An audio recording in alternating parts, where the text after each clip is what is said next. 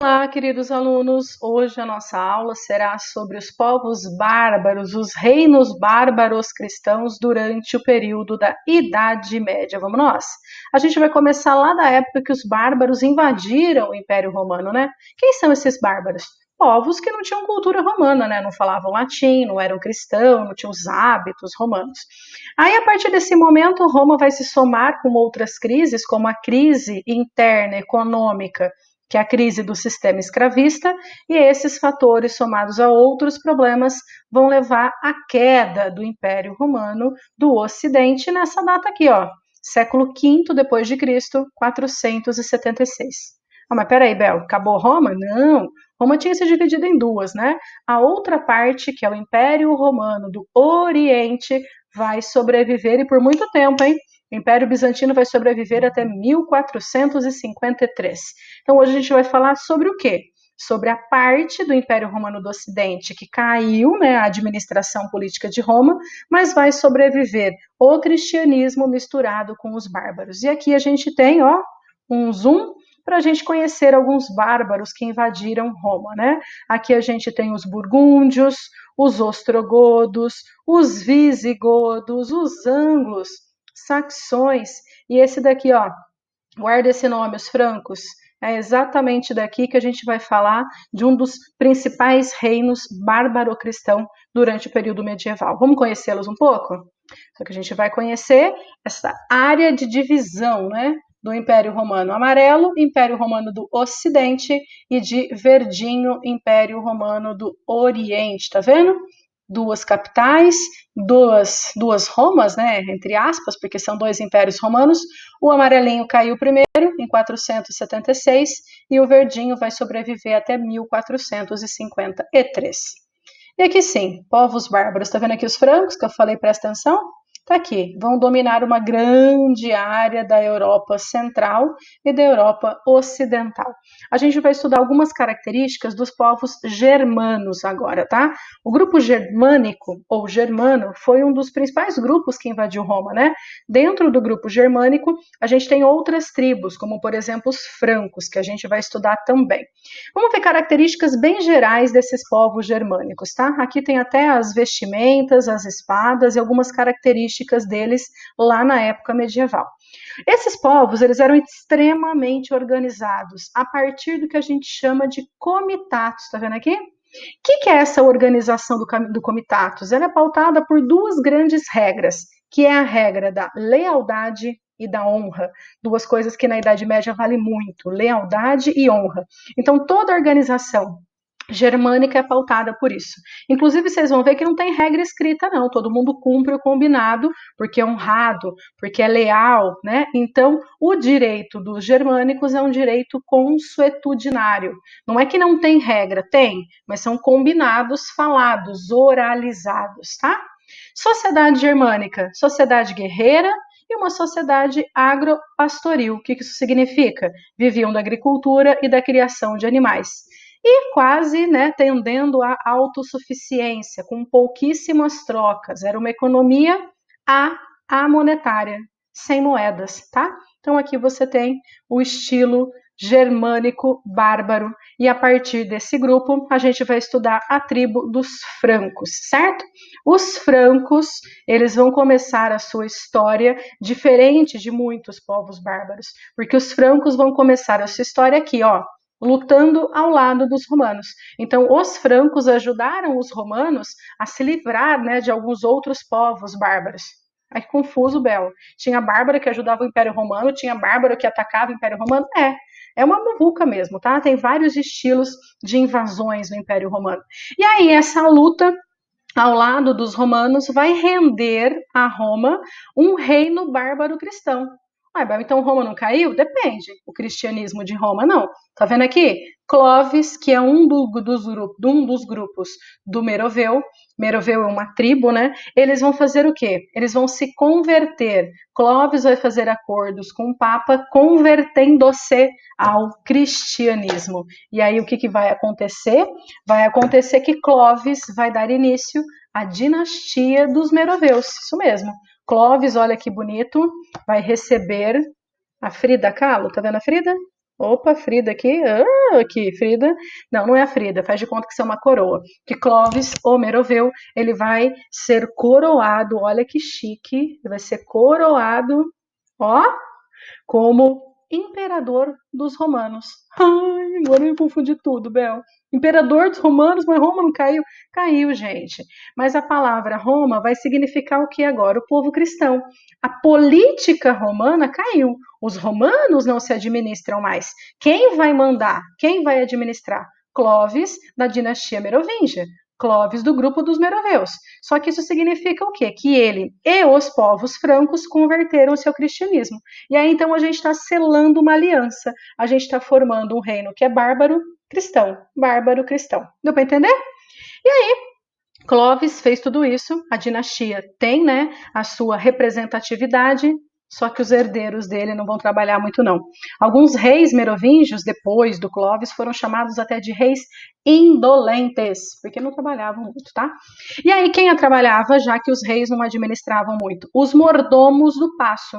O auxiliar, né, do reino, do castelo, eram eles que eram escolhidos pelos reis para administrarem o reino franco. E é um desses caras que a gente vai conhecer que está aqui, ó. Aqui não é Clovis o Meroveu, aqui não é dinastia merovingia, aqui você tem Carlos Martel, o mordomo do paço. Nossa, Bel, mas você pôs um mordomo do paço no slide? Pus, gente. Sabe por que eu pus? Porque esse cara, ele derrotou os muçulmanos, o Império Árabe Muçulmano, na famosa Batalha de Poitiers, no ano de 732 depois de Cristo. Os muçulmanos eles estavam em expansão, tinham dominado a Península Arábica, norte da África, entraram na Península Ibérica e estavam lá em Poitiers, na França. E aí o Carlos Martel, que era quem trabalhava para a dinastia merovingia, derrotou os muçulmanos do Império Árabe. Então ele é aqui, ó, um cristão franco, Carlos Martel, derrotando os muçulmanos que atacaram o reino franco. E eu tenho um mapa para você ver isso, tá vendo aqui? Esse é um mapa da expansão islâmica, tá? Aqui é a origem do islamismo. Eu falei que eles se expandiram pelo norte da África, chegaram na Península Ibérica e aqui esse ponto vermelho, ó, é Poitiers. Foi aqui a batalha que o Carlos Martel barrou o avanço muçulmano na Europa. E aí os muçulmanos recuaram, recuaram, recuaram e ficaram na Península Ibérica. Mas a França e as regiões aqui do Reino Franco se livraram dessa influência, dessa invasão muçulmana, tá? Como Carlos Martel foi o cara, derrotou os muçulmanos, o filho dele falou: aí, vou pegar o gancho, vou virar rei desse povo. Tá aqui. Pepino o Breve, filho de Carlos Martel, fez também acordo com a igreja e foi, olha que bonito de novo, e foi coroado como novo rei franco. Ô Bel, mas ele não é da família dos Meroveus, não. Ele é da família do Carlos Martel. Então acabou a dinastia Merovingia e começou a dinastia, ó, Carolíngia, uma homenagem a Carlos Martel. Pepino Breve fez o quê, Bel? Que doação de terras é essa para a igreja? Ele vai doar o que a gente chama de terras de São Pedro. São as terras chamadas de estados pontificiais, estados do pontífice, estado do Papa. E essas terras são Roma e os arredores de Roma, tá? É o centrão ali da Península Itálica, é o centro da Itália.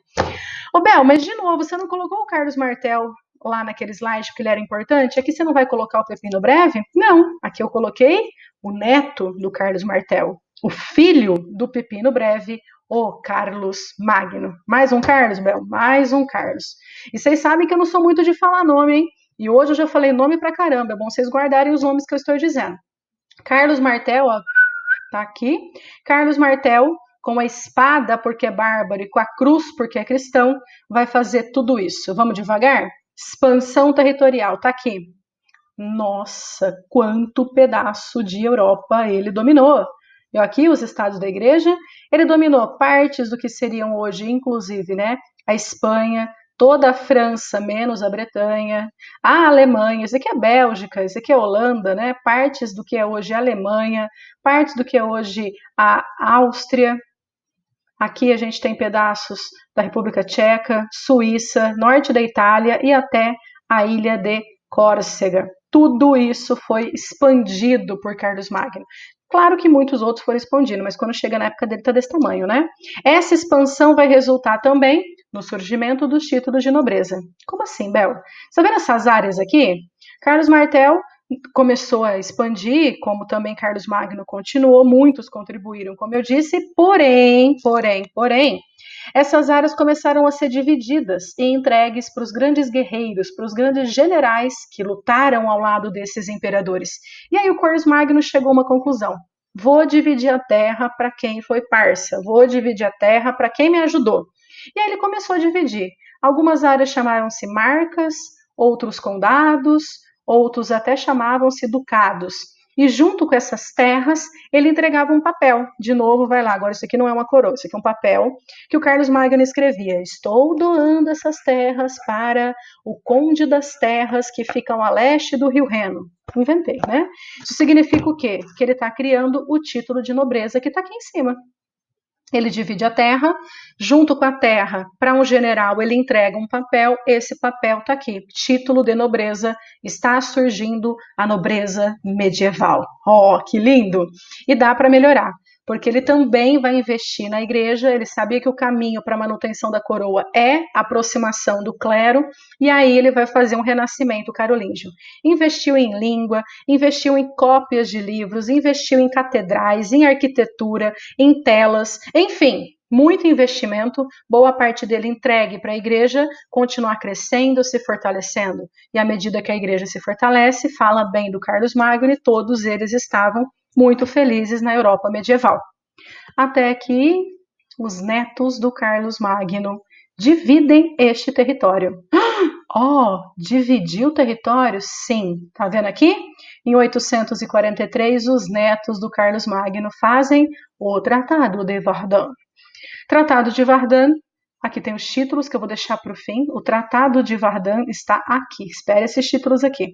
O Tratado de Verdun foi a divisão do Império Franco entre os 3 netos de Carlos Magno: Carlos, o Calvo, Lotário I e Luís, o Germânico.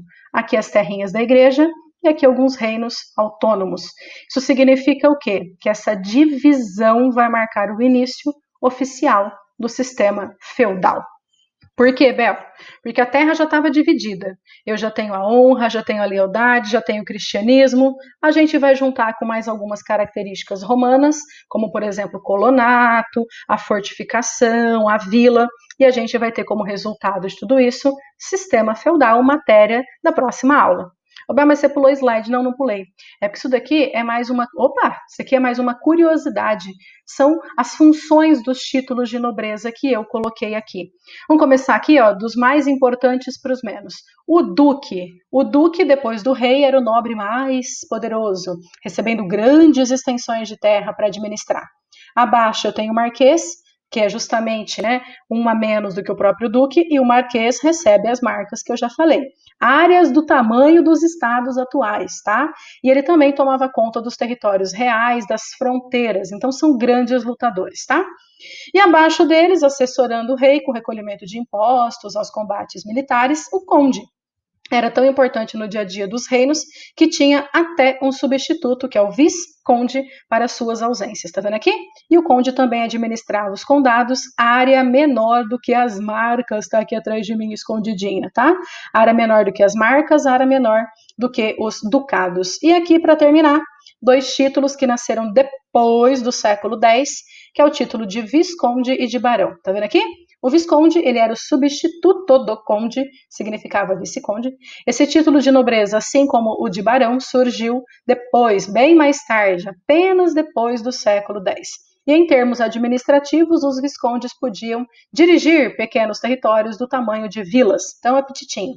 E o barão, a honraria era concedida a súditos fiéis dos reis, geralmente homens ricos, mas as terras eram governadas por barões, eram bem petitinhas, eram ainda menores, no tamanho de fazenda, sítio, que já me contentaria, que não tenho terra nenhuma.